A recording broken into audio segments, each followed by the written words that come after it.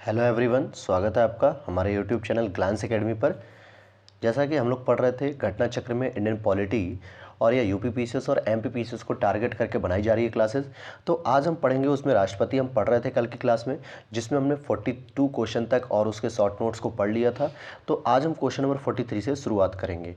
पढ़ते हैं, निम्न में से भारत के राष्ट्रपति पर महाभियोग लगाने का अधिकार किसे है।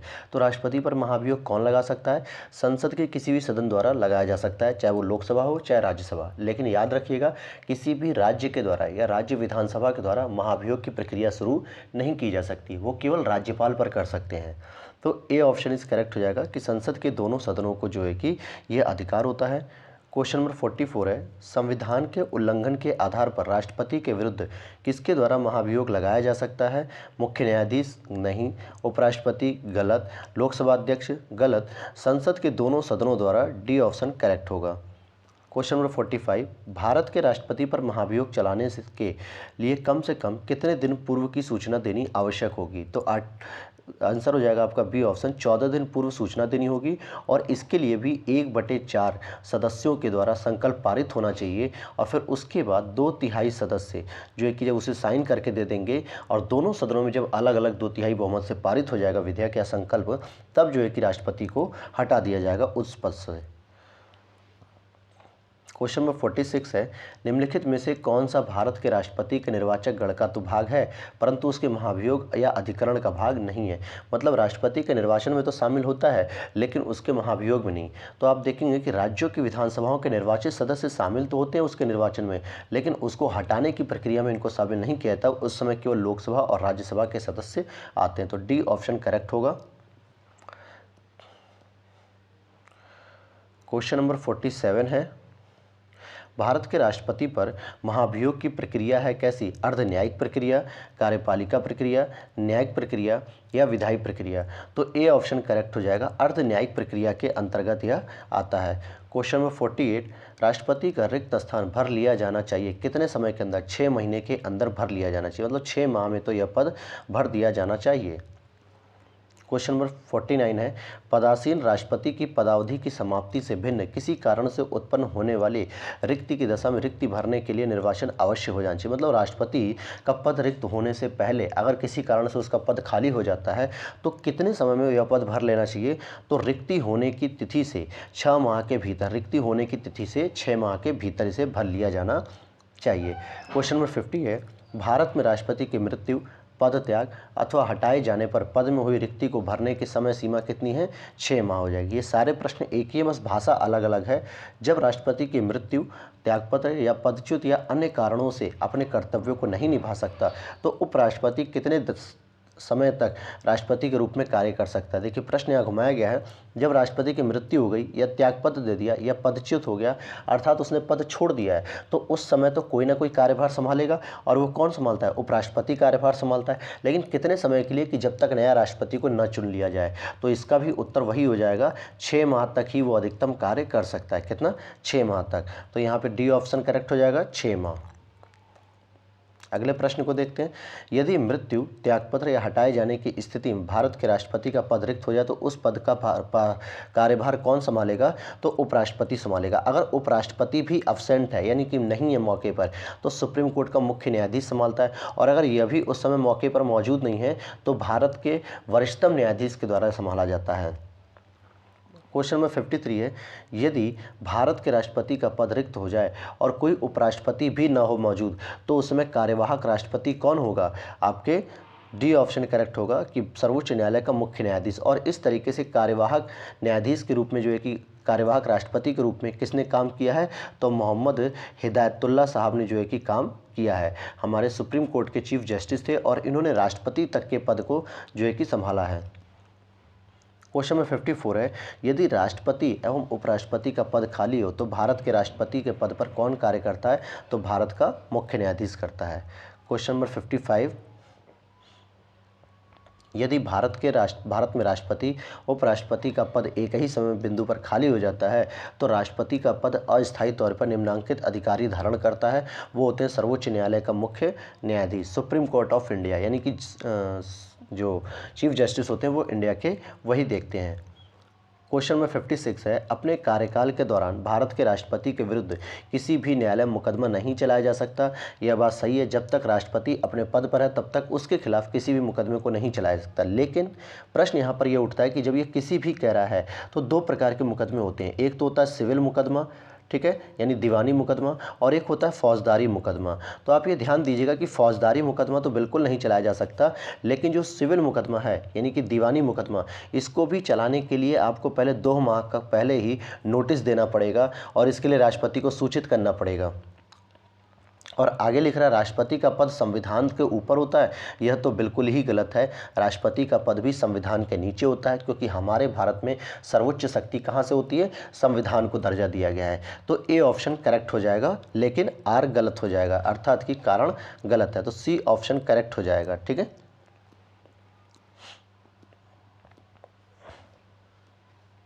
क्वेश्चन नंबर 57 है, भारतीय संविधान के निम्नलिखित में से किस एक संशोधन द्वारा राष्ट्रपति को कोई भी मामला मंत्रिपरिषद द्वारा पुनर्विचार किए जाने के लिए वापस भेजने का अधिकार है? तो जो अमेंडमेंट हुआ था 44वें संविधान संशोधन 1978, जिसे मोरारजी देसाई की सरकार ने किया था, इसमें यह था कि कोई भी मामला मंत्रिपरिषद को पुनर्विचार के लिए राष्ट्रपति के द्वारा भेजा जा सकता है। तो ये 44वें संविधान संशोधन के द्वारा इसमें लाया गया है। राष्ट्रपति लोकसभा को कब भंग कर सकते हैं? भारत के प्रधान न्यायाधीश की अनुशंसा पर? बिल्कुल नहीं। लोकसभा की अनुशंसा पर? यह भी नहीं। केंद्रीय मंत्रिमंडल की अनुशंसा पर? यह सही है। केंद्रीय मंत्रिमंडल की अनुशंसा का मतलब हो गया कि जब पीएम अर्थात प्रधानमंत्री जब इस बात का उद्देश्य दे, अर्थात राष्ट्रपति को इस बात से अवगत कराए कि सदन का संचालन ठीक नहीं चल रहा है किसी वजह से, तो केंद्रीय मंत्रिमंडल की अनुशंसा पर क्या करता है, लोकसभा को भंग कर सकता है। क्वेश्चन नंबर 59 है, भारत के राष्ट्रपति किसकी अनुशंसा पर लोकसभा को भंग कर सकता है?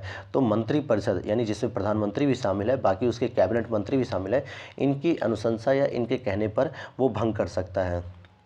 लोकसभा और राज्यसभा की संयुक्त बैठक किसके द्वारा आहूत की जाती है? तो यह आहूत तो की जाती है राष्ट्रपति के द्वारा, लेकिन इसकी जो अध्यक्षता होती है वो स्पीकर महोदय करते हैं। कौन से? लोकसभा के स्पीकर महोदय के द्वारा जो है कि इसकी अध्यक्षता की जाती है, परंतु इसकी जो संयुक्त बैठक होती है वो आर्टिकल नंबर 108 के तहत राष्ट्रपति के द्वारा बुलाई जाती है। क्वेश्चन नंबर 61 हम पढ़ेंगे।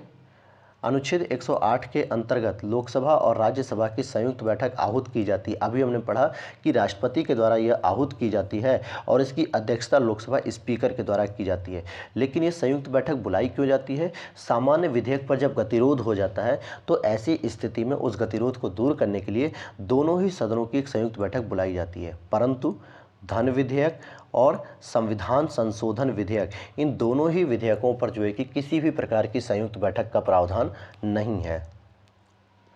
क्वेश्चन नंबर 62 है, भारतीय संसद का संयुक्त अधिवेशन निम्नलिखित में से कौन एक बुला सकता है, आहूत कर सकता है?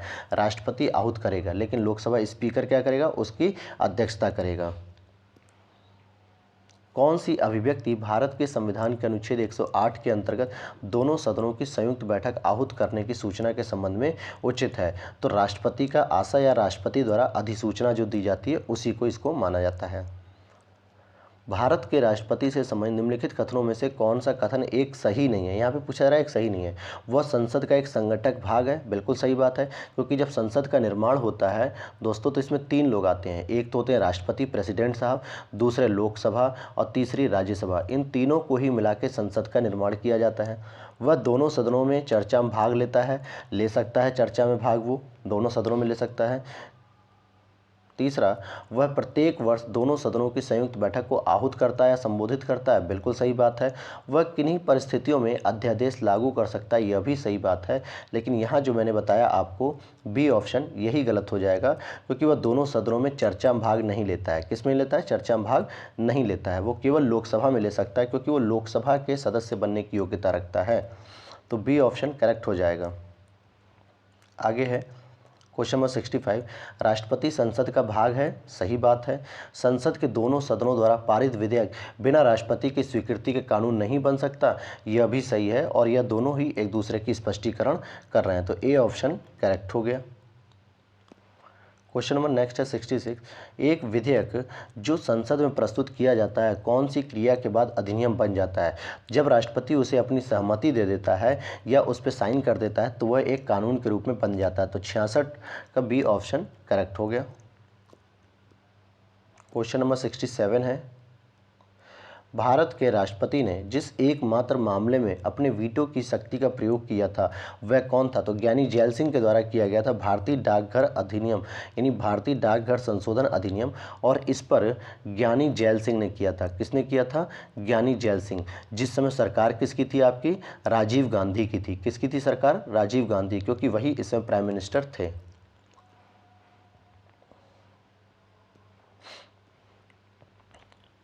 क्वेश्चन नंबर 68, निम्न में से किस राष्ट्रपति ने एक शक्ति का प्रयोग किया था जिसे संवैधानिक शब्दावली में जेबी निषेधाधिकार कहा जाता है? तो ज्ञानी जैल सिंह, अभी मैंने बताया जो है कि, और इन्होंने भारतीय डाकघर संशोधन अधिनियम पर किया था इसका प्रयोग।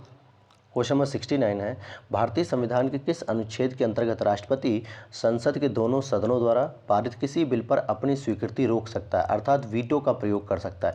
तो वीटो की जो शक्ति है वो आर्टिकल 111 में दी गई है, जबकि 108 में क्या दिया हुआ है? संयुक्त अधिवेशन की बात की गई है। क्वेश्चन नंबर 70 है, जब कोई विधेयक संसद के दोनों सदनों द्वारा पारित कर दिया गया और निम्नलिखित में से किसको उस विधेयक पर अनुमति रोकने का अधिकार है? अगर संसद के दोनों सदनों से वो पारित हो जाता है बहुमत के माध्यम से, लोकसभा राज्यसभा से, फिर अंतिम रूप से वो राष्ट्रपति के पास आता है सिग्नेचर होने के लिए, तो राष्ट्रपति को अधिकार है कि वो उस पर वीटो भी कर सकता है, अर्थात उस पर साइन न भी करे, या हो सकता है पुनर्विचार के लिए दे भी सकता है। तो ए ऑप्शन करेक्ट हो जाएगा, राष्ट्रपति को यह शक्ति प्राप्त है। क्वेश्चन नंबर 71 हम देखते हैं। अगला प्रश्न है, निम्नलिखित में से कौन सी राष्ट्रपति की स्वविवेकी शक्तियां हैं? तो पहला दिया है आपका मंत्रिपरिषद की नियुक्ति, तो यह गलत हो जाएगा, क्योंकि यहाँ पर प्रधानमंत्री जिन लोगों की लिस्ट देता है उसी की स्वीकृति जो है कि राष्ट्रपति देता है, तो यह तो स्वविवेकी नहीं है। विधेयकों को आपत्ति सहित वापस भेजना, ये उसकी स्वविवेकी शक्तियाँ हैं जो वीटो शक्ति का जो प्रयोग करते हैं आर्टिकल 111 इसके तहत, तो ये आपका दूसरा तो सही हो जाएगा। विधेयक को रोक कर रखना, यह भी इसकी स्वविवेकी शक्ति, जब तक चाहेगा तब तक अपना इसको रख सकता है ये। और क्षमा प्रदान करना, ये इसकी स्वविवेकी शक्ति नहीं है, बल्कि ये तो इसके आर्टिकल नंबर 72 में जो है कि जो क्षमादान की शक्तियाँ दी हैं संवैधानिक शक्ति हो जाएगी।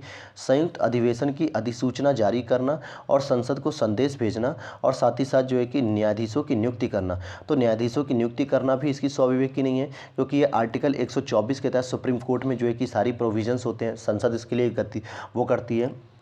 तो इसका दूसरा, तीसरा और छठा, संसद को संदेश भेजना, यह भी जो है कि इसकी कैसी हो जाएगी? स्वविवेकी शक्तियां हो जाएंगी। तो देखिए 2, 3, 6, तो ई ऑप्शन करेक्ट हो जाएगा, 2, 3, 6। अगला प्रश्न है आपका 72, निम्न में से किस विषय पर राष्ट्रपति के लिए मंत्रिपरिषद से सलाह लेने की आवश्यकता नहीं है? राजदूतों की नियुक्ति के समय, विधेयकों पर स्वीकृति देना, राज्यपाल द्वारा प्रेषित विधेयकों पर स्वीकृति, लोकसभा भंग करना, संविधान संशोधन विधेयक पर स्वीकृति देना। तो पूछा जा रहा है राष्ट्रपति के लिए मंत्रिपरिषद से सलाह लेना आवश्यक नहीं है, तो जब वो विधेयकों पर स्वीकृति देगा अर्थात वीटो पावर का यूज करेगा या नहीं करेगा, तो इस समय उसे मंत्रिपरिषद से सलाह लेने की आवश्यकता नहीं है। क्वेश्चन नंबर 73 है, संविधान के अनुसार राष्ट्रपति की विधायी शक्ति कौन सी है? संसद का सत्र आहूत करना, संसद का सत्र अवसान करना, संसद की बैठक स्थगित करना, या अध्यादेश जारी करना। तो विधायी शक्ति का मतलब क्या होता है? किसी कानून बनाने से संबंधित होता है, या तो उस कानून पर सहमति देना होता है या नहीं देना होता है। तो ये कहीं ना कहीं डी ऑप्शन हो जाएगा, और अध्यादेश जारी करने की स्थिति। आर्टिकल नंबर 123 में अध्यादेश जारी करने की शक्ति राष्ट्रपति की होती है, वहीं आर्टिकल नंबर 213 में अध्यादेश जारी करने की शक्ति गवर्नर अर्थात कि राज्यपाल की होती है। क्वेश्चन नंबर 74 है, कौन सी राष्ट्रपति की स्वविवेकी शक्तियां हैं? तो यहाँ पर भी आप देखेंगे कि बहुमत दल के नेता को प्रधानमंत्री नियुक्त करना, ये इसकी स्वविवेकी शक्ति नहीं होगी, क्योंकि ये तो बहुमत दल के नेता, जो बहुमत दल होगा वो चाहेगा कि हमारा प्रधानमंत्री यह व्यक्ति बने, तो पहला ऑप्शन गलत हो गया। संसद का अधिवेशन बुलाना, तो ये इसकी स्वाविवेकी शक्ति नहीं है, ये तो संवैधानिक या सांविधिक नियमों में लिखा हुआ है कि कब आप अधिवेशन बुला सकते हो। तो दूसरा भी गलत। किसी विधेयकों को आपत्ति सहित संसद के पास वापस भेजना, तो ये इसकी स्वाविवेकी शक्ति हो जाएगी। अगर इसे लगता है कि इस विधेयक में कुछ आपत्ति है तो उसे चेंज करना चाहिए वीटो का प्रयोग करके। तो तीसरा ऑप्शन तो यहाँ पे सही हो जाएगा। मंत्रिपरिषद के सदस्यों की नियुक्ति करना, यह भी नहीं, क्योंकि ये तो प्रधानमंत्री जिस लिस्ट को देता है उसी को नियुक्त करता है। राज्यपाल द्वारा भेजे गए विधेयक पर स्वीकृति देना, यह भी इसकी स्वाविवेकी शक्ति हो जाएगी, क्योंकि इसमें कोई निश्चित नियम नहीं है, निश्चित समय नहीं है कि कितने समय के अंदर आपको देखना है। किसी विधेयक को रोक कर रखना, यह भी इसकी हो जाएगी स्वाविवेकी शक्ति। किसी विषय से संबंधित जानकारी के लिए प्रधानमंत्री से कहना और किसी परामर्श पर मंत्रिपरिषद से पुनर्विचार करने हेतु। तो आप यहाँ पे देख सकते हैं कि तीसरा ऑप्शन सही है, फिफ्थ ऑप्शन सही है और सिक्स ऑप्शन सही है। आइए देखते हैं हम इसके आंसर को। तो इसके आंसर को क्या माना गया है, तो ई ऑप्शन माना गया है। तो आप देख सकते हैं यहाँ पे तीसरा सही है, 6 सही है, 7 सही है और 8 सही है। चलिए क्वेश्चन नंबर 75 देखते हैं। जब केंद्रीय मंत्रिमंडल ने वर्ष 2002 में चुनावी सुधारों पर अध्यादेश के में बिना किसी बदलाव के उसे राष्ट्रपति को वापस भेजा, तब राष्ट्रपति ने भारतीय संविधान के कौन से अनुच्छेद के अंतर्गत उसे अपनी सहमति दे दी। तो 123, आर्टिकल नंबर 123 अध्यादेश की जो शक्ति होती है उससे समझ। तो लिख रहा है ना, चुनावी सुधारों पर जो अध्यादेश में बिना किसी बदलाव की, क्योंकि ये अध्यादेश किसने जारी किया था, ये राष्ट्रपति ने जारी किया था और इसलिए उस पर सहमति दे दी गई। क्वेश्चन नंबर 76 है, संविधान के किस अनुच्छेद के अंतर्गत भारत के राष्ट्रपति को अध्यादेश जारी करने की शक्ति प्राप्त है। आर्टिकल 123। नेक्स्ट क्वेश्चन है, भारत के संविधान के किस अनुच्छेद के अधीन भारत के राष्ट्रपति को अध्यादेश जारी करने की शक्ति प्राप्त है। सेम क्वेश्चन रिपीटेड है, ये हो जाएगा आपका आर्टिकल नंबर 123। आप देख सकते हैं कि ये यूपी पीसीएस मेंस में सेम प्रश्न है, सेम आर्टिकल के साथ, और यहाँ पे लोअर पीसीएस 2013 में पूछ लिया गया, सेम बिल्कुल प्रश्न वही। क्वेश्चन नंबर 78 है, राष्ट्रपति द्वारा एक अध्यादेश संसद के सत्र शुरू होने के बाद कितने समय तक रखा जाना चाहिए। तो 6 सप्ताह का उसका समय होता है। कितना होता है, 6 सप्ताह का उसका समय होता है कि 6 सप्ताह के अंदर अगर उसे अनुमोदित नहीं किया गया तो वह अध्यादेश विफल हो जाएगा, यानी कि निष्क्रिय हो जाएगा। क्वेश्चन नंबर 79 है, भारत के किसकी नियुक्ति भारत के राष्ट्रपति के द्वारा की जाती है। ध्यान दीजिएगा, नियुक्ति की बात हो रही है। क्या वित्त आयोग के अध्यक्ष, योजना आयोग के उपाध्यक्ष और संघ राज्य का मुख्यमंत्री, संघ राज्य क्षेत्र का मुख्यमंत्री, इसकी नियुक्ति तो जो है कि भारत का राष्ट्रपति करता है, ये सही है। लेकिन योजना आयोग के उपाध्यक्ष, इसकी नियुक्ति जो है कि प्रधानमंत्री खुद कर लेता है अपने हिसाब से। वित्त आयोग के अध्यक्ष इसको भी करता है। तो 1 और 3 अर्थात सी ऑप्शन करेक्ट हो जाएगा। भारत के राष्ट्रपति किसकी नियुक्ति करता है। भारत का महान्यायवादी, नियंत्रक और महालेखा परीक्षक, एक राज्य के राज्यपाल की। तो महान्यायवादी की तो करता है आर्टिकल नंबर 76 में, और नियंत्रक और महालेखा परीक्षक की करता है आर्टिकल नंबर 148 के अनुसार, राज्यपाल की करता है 155 के अनुसार। तो इस तरीके से आप देखेंगे कि तीनों ही ऑप्शन सही हैं, अर्थात डी ऑप्शन करेक्ट हो जाएगा कि वो सभी की नियुक्ति करता है। क्वेश्चन नंबर 81 है, निम्न में से भारत का राष्ट्रपति किसकी नियुक्ति नहीं करता है। उपराष्ट्रपति की, प्रधानमंत्री की, राज्यपाल की, मुख्य निर्वाचन आयुक्त की। तो उपराष्ट्रपति की वो नियुक्ति नहीं करता, बल्कि उपराष्ट्रपति का निर्वाचन होता है, और जिसमें लोकसभा के सभी सदस्य और राज्यसभा के सभी सदस्य, जिसमें निर्वाचित और मनोनीत दोनों आते हैं, यह इसमें शामिल होते हैं।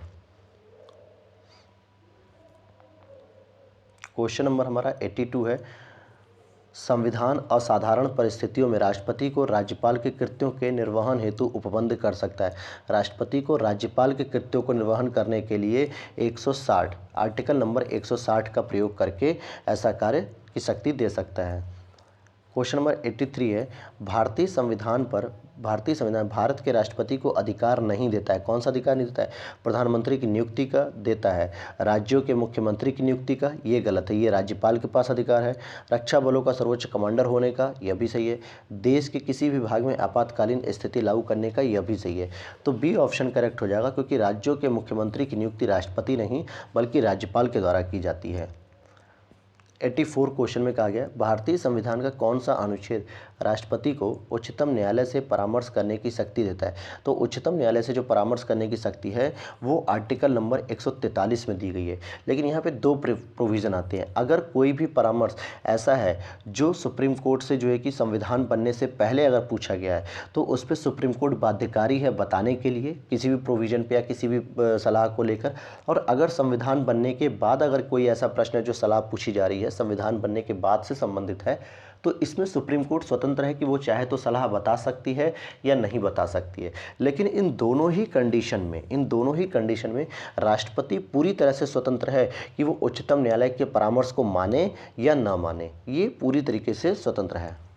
क्वेश्चन नंबर 85 है भारत के राष्ट्रपति की शक्तियों के बारे में निम्नलिखित में से कौन सा एक सही नहीं है। यहाँ पे सही नहीं पूछा गया।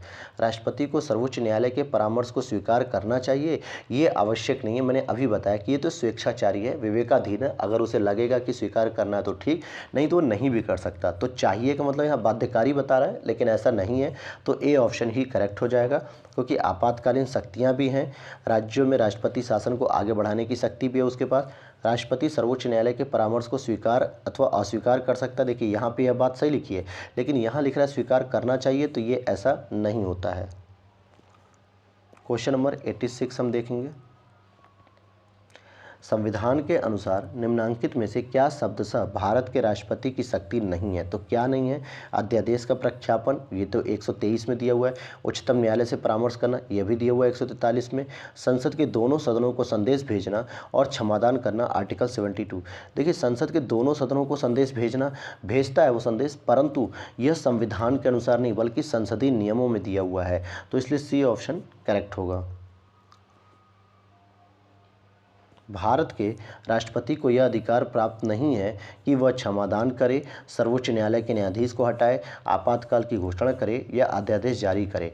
तो बी ऑप्शन करेक्ट हो जाएगा, क्योंकि सर्वोच्च न्यायालय के न्यायाधीश को स्वयं नहीं हटा सकता। इसके लिए बाकायदा लोकसभा और राज्यसभा में एक प्रक्रिया चलाई जाती है, साबित कदाचार के आधार पर इन पे प्रक्रिया चलाई जाती है। जब यह प्रूफ हो जाता है कि हाँ इनके द्वारा संविधान का उल्लंघन किया गया है या अपने पदों को दुरुपयोग किया गया अपनी शक्तियों का, तब उसके बाद संसद जब पूरी तरीके से मतलब आश्वासित हो जाती है, फिर उसके बाद राष्ट्रपति अपनी शक्ति का प्रयोग करके इन्हें हटाता है। क्वेश्चन नंबर 88 है राष्ट्रपति की क्षमादान या क्षमा आदि की शक्ति किस प्रकार की शक्ति मानी जाती है। तो ये इसकी न्यायिक शक्ति है, क्योंकि ये न्यायिक कार्यविधि में आता है, इसलिए इसको क्षमादान की न्यायिक शक्ति मानते हैं। राष्ट्रपति की क्षमा प्रदान करने की शक्ति में क्या सम्मिलित नहीं है? क्षमा कर सकता है, परिहार कर सकता है, प्रविलंबन कर सकता है, लघुकरण कर सकता है, विराम कर सकता है, परंतु निरंतरता और रोक यह दोनों ही नहीं कर सकता वो।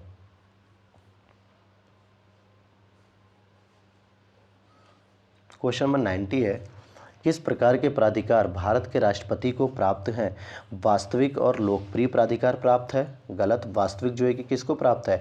प्रधानमंत्री को प्राप्त है, क्योंकि हमारे भारत में जो दो प्रकार का होता है, एक होता है नाम मात्र का और एक होता है वास्तविक। तो नाम मात्र का तो राष्ट्रपति के पास होता है, जिसे हम औपचारिक और विधिक भी कहते हैं, तो दूसरा ऑप्शन तो सही है, लेकिन वास्तविक पीएम के पास होता है।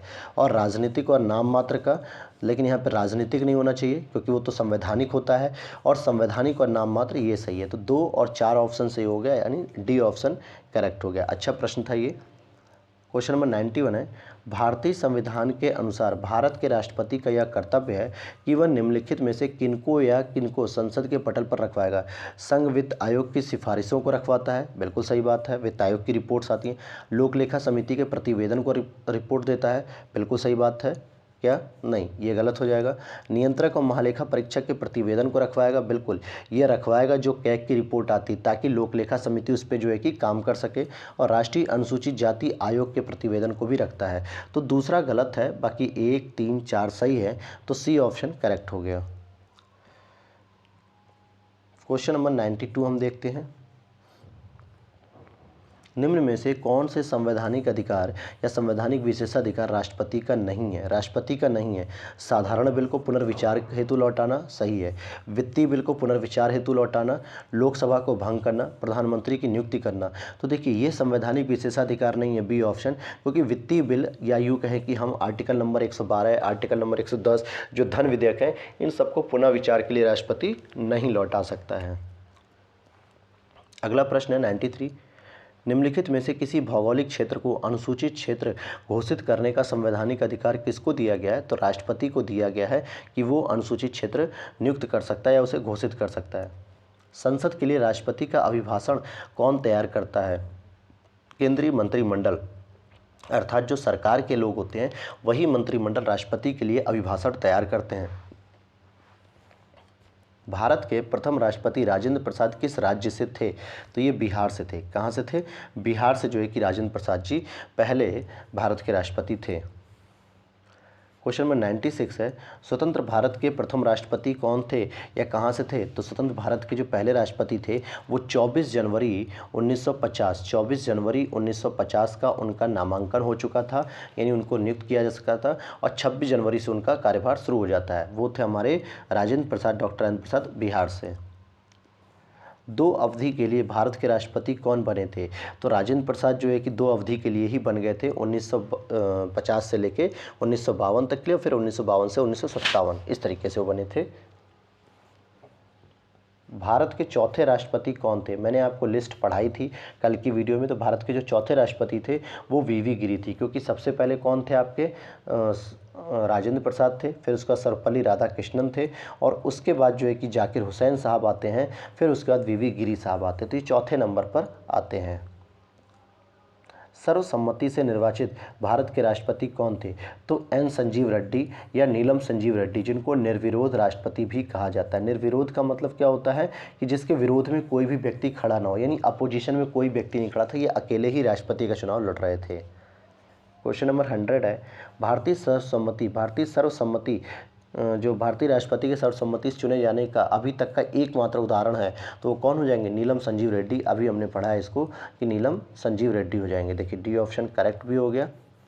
अगला प्रश्न है आपका, राष्ट्रपति और उनकी अवधि को मैच कराना है कि फ़खरुद्दीन अली अहमद, नीलम संजीव, जाकिर हुसैन, वीवी गिरी। अगर आपको पता है कि जाकिर हुसैन 3rd नंबर पे आएंगे तो उसके बाद 3rd नंबर पे आ जाएंगे जाकिर हुसैन, फिर वीवी गिरी आ जाएंगे। इस तरीके से आपको इसको क्रमबद्ध याद होना चाहिए। तो फ़खरुद्दीन अली अहमद 74 से 77, नीलम संजीव रेड्डी 77 से 82, जाकिर हुसैन 67 से 69, वीवी गिरी 69 से 74। तो आपको ये पूरी तरीके से याद होना चाहिए। अगला प्रश्न है, निम्न में से कौन राष्ट्रपति होने से पूर्व भारत के उपराष्ट्रपति पद पर आसीन नहीं था? तो उपराष्ट्रपति पद पे कौन आसीन नहीं था? नीलम संजीव रेड्डी, क्योंकि राधाकृष्णन, जाकिर हुसैन, वेंकट रमन ये तीनों ही उपराष्ट्रपति थे, उसके बाद राष्ट्रपति पद पर नियुक्त होते हैं।